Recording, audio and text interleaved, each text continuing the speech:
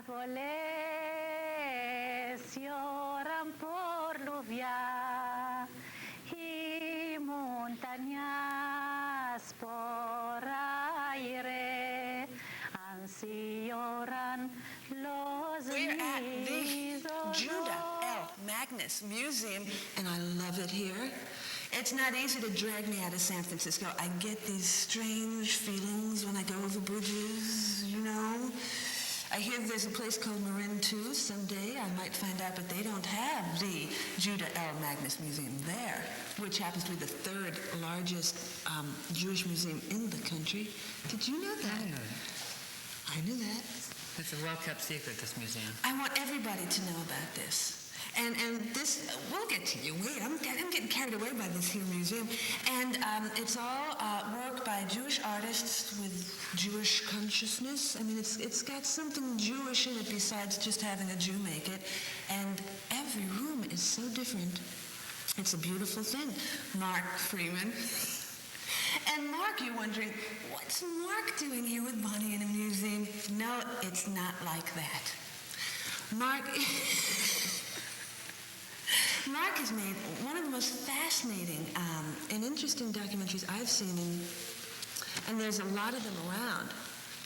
And you're showing here for till, I got it down here, May 20th, Yidishe Gauchos. That's right. They don't believe me when I say such a thing. Explain a little bit for my couple of four friends about Yidishe Gauchos. Yidishe Gauchos is about Jewish cowboys on the pampas, on the grassy plains of Argentina. And it's a documentary, half-an-hour piece that I made in Argentina based on a year of living there. And it tells a story basically of an immigration, an agricultural colonization that started exactly 100 years ago. Now, I always feel that, by the way, before we go any further, we should say that your film, Yidishe Gauchos, is playing with another very interesting film about Jewish heritage called Trees Cry for Rain by Bonnie Burt. No relation, even though we both do have the same first name. And what's interesting is the juxtaposition. Your film deals with Russian Jews leaving Russia to avoid the pogroms and moving to Argentina. Her film, Trees Cry for Rain, is about Jews who had lived in Spain for centuries, being expelled because of the Inquisition in 1492. You remember that year. And they moved to Turkey and live ever so happily there. Now, what both of these films have in common is that they're about Jewish cultures that are just about gone. And they also trace their roots to Spanish culture in a very, very different path. I should explain that Bonnie's film and mine are playing together one time only in San Francisco at the Roxy Theater. Bonnie's tape was here at the Magnus Museum in a special show about Turkey, but that show has closed. So your only chance is at the Roxy March 11th. Right, at noon. No, it's just noon. Right now it's just noon, but there seems to be a groundswell, and we may get to add an extra show. The screening is sponsored by the Film Arts Foundation in San Francisco, and we probably have a number here. The Film Arts Foundation? Well, they're listed, FAF. Right, and you can buy advance tickets with a credit card or get more information to see if we've added an extra show. But right now it's noon, March 11th at the Roxy at 16th and Valencia Street in San Francisco. Keep telling them more. You're doing great. Well, it's a special program. It's a benefit. As people who watch Bonnie's show probably know, independent filmmakers are always in debt. And we got to support these locals because they're great. Great like you, they're great. Almost. So Bonnie Burt and I are having this special presentation, and we're being joined by a group called the Coro Hispano, which is directed by Peter Gaffney. And they're going to perform live music, choral music from Spain, Ladino music from the 15th century. Is it really Ladino music, as in Trees Cry for Rain, that same type of music? Right, and the music from Argentina, Argentine folk music. So they're going to do both types, right, as represented in both films. Right.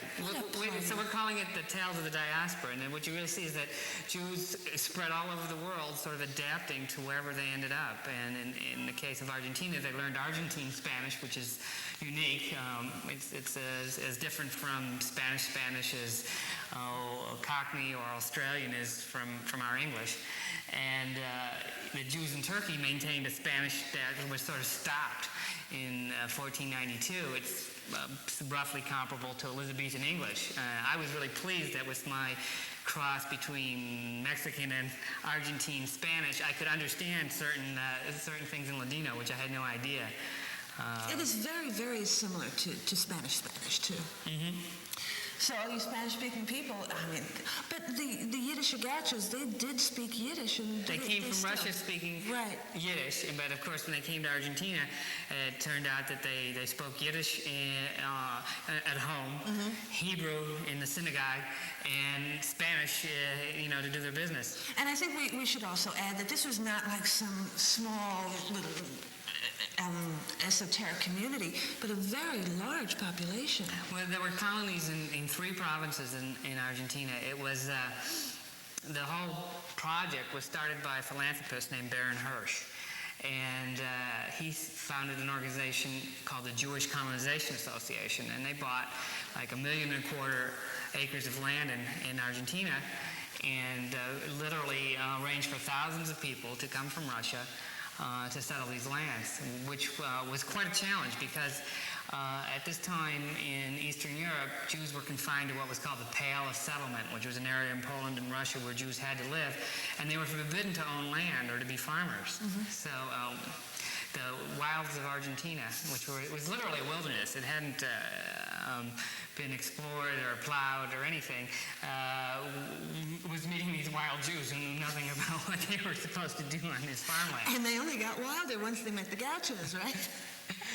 So this is a culture that kind of breaks all stereotypes of what is thought generally worldwide a Jew is: a passive, learned, quiet, thinking, kind of like library mouse kind of guy. Well, they didn't give that up. It's interesting they were able to combine it. I mean, the Jews adapted to the land. In fact, by 1919, they had about 2% of all the agricultural land in Argentina, mm-hmm. but they were raising about 7% of the crops.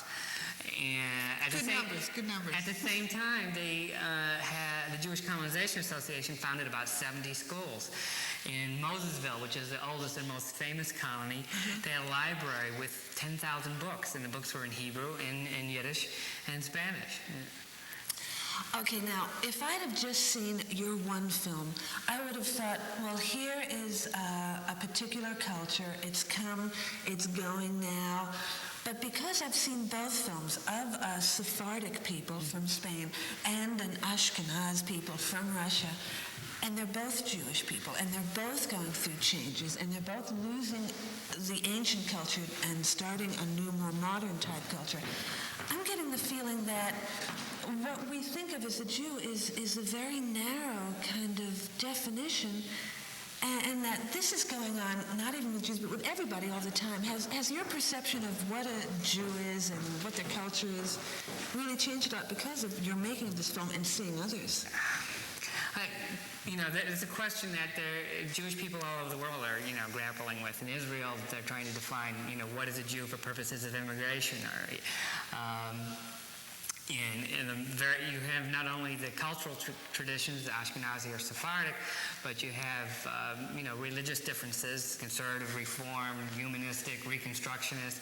Well, that's more ritualistic rather than belief in God, isn't it? Well, there's a great variety, and for me, what comes down to is someone who considers themselves a Jew is a Jew, and people that other people who consider people Jewish are Jewish. And it's really a matter of those two kinds of perceptions. You can deny that you're Jewish, but the world has a way of deciding for you. Well, it's not just that. It's that, most of American Jews have come from the Ashkenaz tradition mm-hmm. of Eastern European, and when they meet Sephardic Jews, they have less in common with them than their neighbors who are not Jewish in the same city or community. In Argentina, they call it a mixed marriage. If you marry the Ashkenazi Jews marries somebody from the Sephardic tradition. One thing I learned from Bonnie's tape, in the Sephardic tradition, mm-hmm. it's customary to name your first child after his living grandparent, or her living grandparent. And in Ashkenazi tradition, it's just the opposite. It's a great taboo to name a child after a living relative. It's bad luck. And so Because they're still alive. What are you sharing identities? well, it's as if the tradition in the Ashkenazi side is that you name after a dead relative to perpetuate their memory. And if you named it after a living relative, you're wishing him to be dead sooner. So these are the kinds of issues that happen when you have a mixed marriage. And these films kind of make you reevaluate what you thought was Jewishness, and you have to widen out these bounds a little bit more. Another thing that I found fascinating is because of two films together, which countries wanted to destroy or expel Jews? Which countries opened up their arms and said, oh, we'll take them because we know they're really good people to have in a culture? Have you thought about this before, and what makes these decisions among governments or nations of people? I don't have a simple answer to that one. It's, Jews have been... We would all like to know for future reference, just in case. Yeah, the next destination, I think that's, why Israel has become such a beacon, because it's, the place where you don't have to ask that question. Right. But still, when the Spanish were saying, and for many economic reasons, not only were they expelling Jews, but they're expelling Arabs, because those two happened to be the class of people who had all the money because they worked and they had shops and they had businesses. Did you know that? I'm not sure it was just for economic reasons. The Arabs had dominated Spain for 500 years prior to this, and 1492 was the first consolidation of a Spanish state. So it was a national identity question as much as anything else. And yet, at the same time, Turkey welcomed. They didn't just allow them. They said, "Oh, please come here, because they thought they'd be a really good addition to their culture." And there was always complete assimilation there. Well, assimilation may not be the right word. There was sharing of culture. I mean, the Jews kept their separate identity, even today do. Okay, now it was 500 years ago that the Jews left Spain and went to Turkey. Not all the Jews, by the way. No. A few hid. I mean, things a lot went were rough. to the New World, actually. Right, yeah. In fact, that was one of the routes of escape, is to come as a Marrano, a secret Jew, to the New World where the Inquisition wasn't so well established. And I've talked to some people who claim that the founding families of Argentina, for example, were secretly Jewish. I can't prove that, but still, it's nice to think. And yet, the Yidishe Gauchos, that was a culture that lasted 100 years. Is it because today, because of communications, because of progress, that separate cultures, just can't last the way they were for hundreds of years before? I mean, it's just world beat. What can I say? Yeah, I mean, that's one of the advantages or disadvantages we have in our culture, is that we can pick and choose. We can go around the world. We have the resources and the mobility and the interest to say, oh, I like this piece, I like that. In the Bay Area, you can eat breakfast in an Italian cafe, lunch in a Thai restaurant, and dinner in Mexico. There's not many places in the world that exist. Well, yeah, I mean, America, one would think, would offer more cultural variation than most others. But I'm just wondering if orthodoxy of anything finds it very difficult to exist without the permeation of other cultures kind of melding everything together. I'm not sure I understand. You say the orthodoxy under more pressure because there's more different, there's the greater diversity? Because there tends to be such a process of communications and cultural mixing, because people can travel so much and the world is offering so much all over the world, that all cultures are getting less separate. I think it's cyclical. I mean, if you look at Iran, for example, there was a great modernization attempt under the Shah. And it was from the top down. And it didn't take. One of the reasons for the Iranian Revolution was because the traditional culture was being forced to break apart too quickly. Traditional values have reasserted themselves probably stronger there than anywhere in the world. So separate cultures, you think, have a pretty good chance of surviving as unique cultural... I think there's a cyclical thing. One of the things I noticed in making the documentary was that I was interviewing people in their 80s, and their children had heard all the stories and weren't too interested, but but their grandchildren and myself by extension were very interested, and so sometimes things skip generations. Well, then, as a documentarian, a lot of documentaries are made about toxic waste and about, as a matter of fact, you've made other documentaries that deal with social issues that obviously you'd like to make people aware of to change. Do you think these kind of films like Yidishe Gaucho and Trees Cry for Rain are more archival? Let us not forget this culture existed and it's always here for reference for you to remember, rather than let's do something to keep them. I think it's a moment that's captured. You know, the people who have firsthand memories of the first pioneers in these, especially in Argentina, are just not going to be around that much longer. In fact, there's already people who have appeared in the movie who are not with us anymore. And so it's oral history that is a real component of the sort of the spur that makes this kind of filmmaking interesting. And so people can always look back and go, that's the music, we can play the music at the next Roxy benefit. Okay, so as I mentioned, you've made other documentaries, one of them dealing with the disabled in Berkeley, as a matter of fact. One of them dealing with nuclear-free cities and areas, right? Not quite. It was 1983, at the height of the introduction of the Pershing II missiles in Europe. There was an international day of protest against nuclear weapons policies. And it was an interesting project because we had crews in half a dozen cities in the United States, as well as in Germany, Holland, and Japan. And we got footage overnight and put together a show for national distribution on PBS in about 72 hours. That was Nobody works that fast on PBS.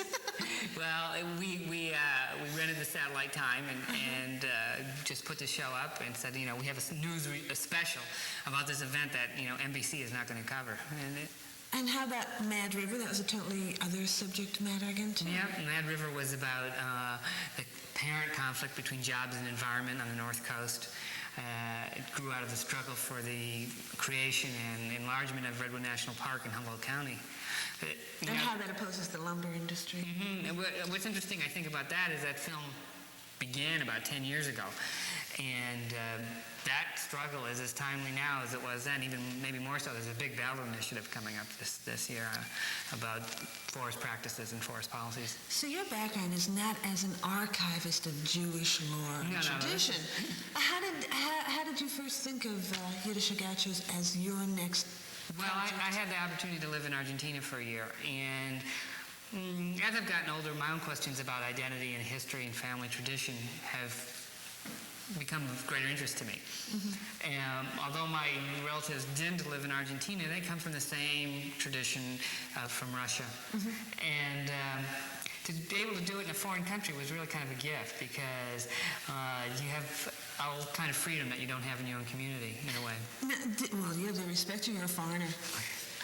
Did you know about the Yidishe Gauchos before you went? I knew about Mosesville, which I said is the most famous of these colonies. How did you know that? How did I know it? There had been films made about other diaspora communities.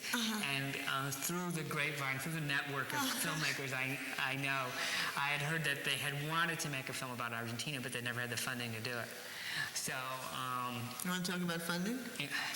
It's kind of boring, but the other thing that I did is, because I knew about 6 months prior to my trip that I would be living in Argentina for a year, I began to do a lot of research in general. In fact, there were many other colonies besides Jewish colonies in Argentina. One that was really fascinating was the colony of Welsh in Patagonia. How does this happen?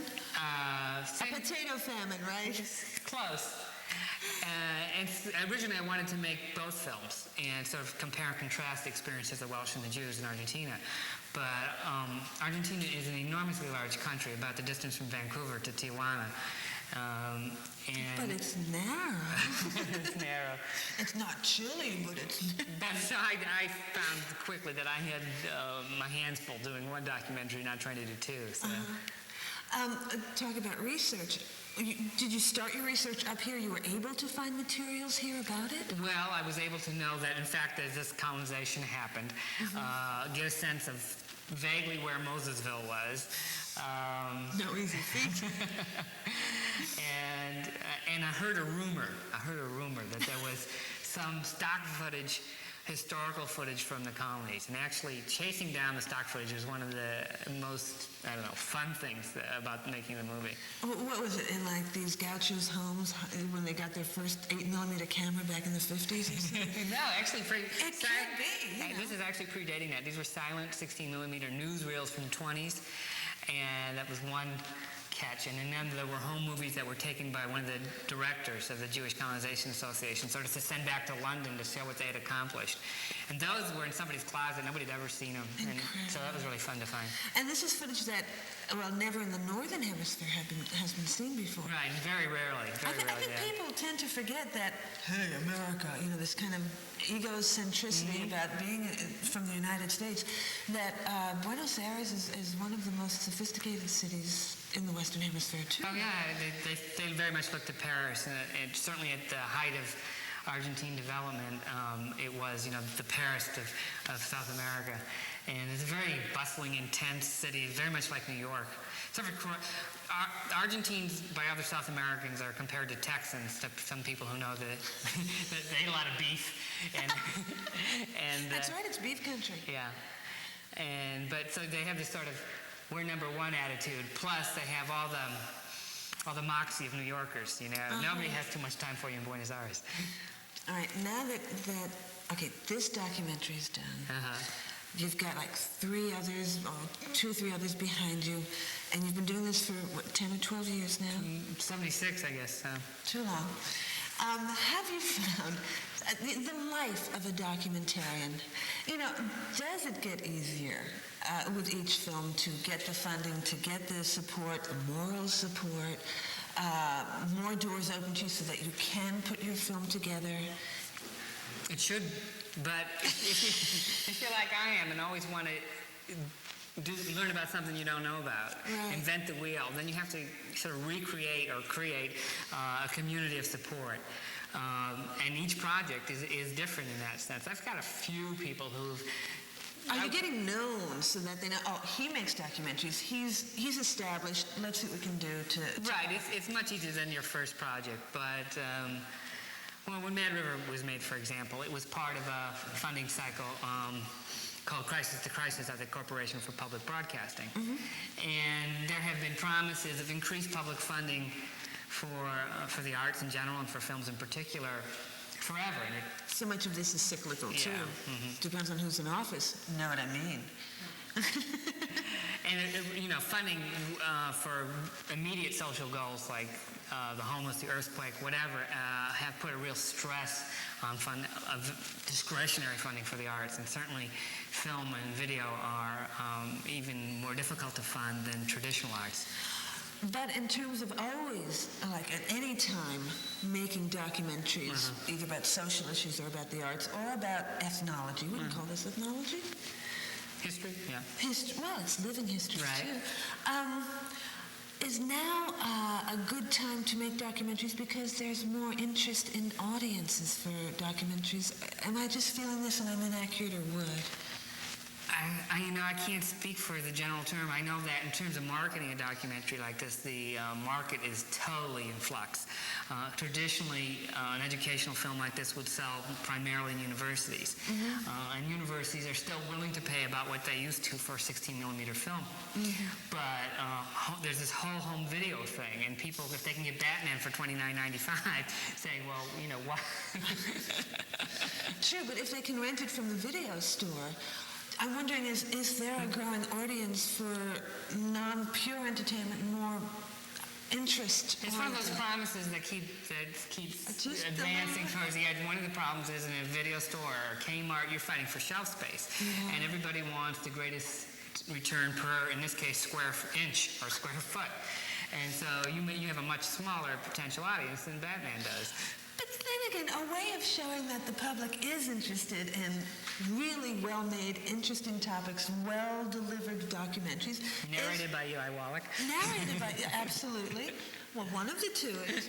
Well, you could still see that here in Berkeley at the Judah L. Magnus Museum, or you go down to the Roxy, and the little numbers are counted up. And that's some. I mean, when you think about Roger and Me, it's gotten a tremendous audience, and sure, it's very humorous, but it is sort of a documentary. Every year, there's one documentary that gets to play the theaters. Like the previous year was the movie about the murder in Texas. Thin Blue Line. Blue Line, right? And there was Shoah. Right. So. You have to cast your ballot with a movie theater ticket. Another thing is I've noticed meeting a lot of documentarians who come to San Francisco and the Bay Area for various film festivals, which is also a great showing for documentaries. A lot of them, when they reach a certain level of success, respectability, audience recognition, they think about doing less documentary, more. Let's go make story films. Let's go make Is this a little something in the back of your head? Not really. I somehow that virus I've escaped. You can still spend 5 years making a movie, but you're responsible to your investors in a way that you're not when you're making a documentary. Yeah, nobody expects a return from documentaries, right? And you don't want to have that on your shoulders. Well, no, you just have to reach an audience. It's a different kind of storytelling. Yeah. It's you have to reach a mass audience with a popular story that pretty much, for the most part, conforms to known genres. Not that documentaries don't have their own genres, but it's just a different kind of limitation. And it's something you just have no calling for. Well, you have to be able to write dialogue, I think, to have any real control over it. Well, Rob Nielsen may not agree with you on that. Well, okay, so March 11th, Roxy, San Francisco, you get to see Yidishe Gauchos and Trees Cry for Rain, and that wonderful band, The Coro Hispano. And that's starting at noon at the Roxy. And everybody knows what the Roxy is, come on. And still playing through May 20th here at the Judah L. Magnus Museum. And okay, you won't get the other movie or the band, but you get this is, and it's so, I can't go on about this music, I just can't, but. Let me add about the show here. Oh, sure. The Yidishe Gaucho show not only includes the video, but also includes rare photographs that we brought back from Argentina. So. Does Argentina know about this? Oh, yeah. Okay. So it's a multimedia event. Mark Freeman, thank you so much. Thank you, Bonnie. And yes, Bonnie. And this was below San Francisco. And gee, I'll see you there because I'll go see it again, okay? Okay, and I'll ask you for autographs this time. Good night from below San Francisco.